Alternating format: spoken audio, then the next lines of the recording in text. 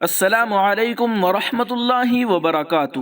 عظیم دینی درسگاہ دارالعلوم دیوبند کی مجلس شورا کے رکن اور گجرات کے ممتاز عالم دین و دارالعلوم چھابی کے محتمم مولانا نظام الدین خاموش کا آج مختصر عدالت کے بعد ممبئی میں انتقال ہو گیا۔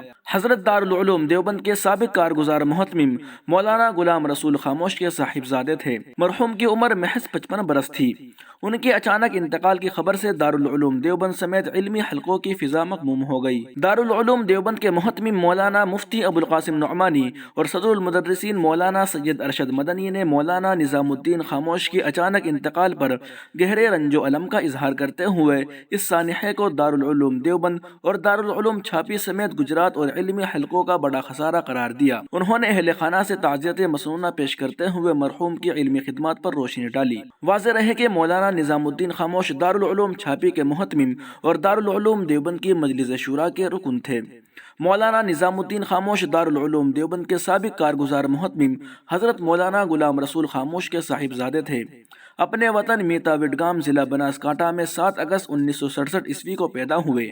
عربی کی ابتدائی تعلیم مدرسہ جامعہ نظیریہ کوسی ضلع پٹن میں حاصل کی اور دارالعلوم چھاپی سے 1985 عیسوی میں فراغت حاصل کی۔ فراغت کے بعد مدرسہ حنفیہ مرغا گرین میں 22 سال تک تدریسی خدمات انجام دی۔ والد محترم حضرت مولانا غلام رسول خاموش سابق محتمم دارالعلوم چھاپی کے 2010 عیسوی میں انتقال کے بعد آپ کو دارالعلوم چھاپی کا محتمم مقرر کیا گیا۔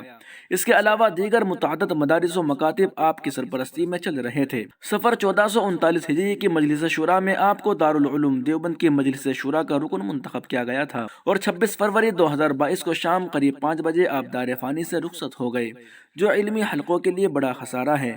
ان کے انتقال پر جمعیت علماء ہند کے صدر مولانا سید محمود مدنی، مجلس شورا کے رکن مولانا انوار الرحمن بجنوری، دارالعلوم دیوبند کے نائب محتمم مولانا عبدالخالق مدراسی، مفتی راشد اعظمی، مولانا مفتی امین پالن پوری، دارالعلوم وقف کے محتمم مولانا سفیان قاسمی، شیخ الحدیث مولانا سید احمد خضر شاہ مسعودی، دارالعلوم زکریا دیوبند کے محتمم مفتی شریف خان قاسمی، ممتاز عالم دین مولانا ندیم الواجدی، آل انڈیا ملی کونسل کے ضلع صدر مولانا ڈاکٹر عبدالمالک مغیثی سمیت نامور علماء کرام نے گہرے رنج و غم کا اظہار کرتے ہوئے اہل خانہ سے تعزیت مسنونہ پیش کی اور مولانا کے انتقال کو عظیم علمی خسارہ قرار دیا۔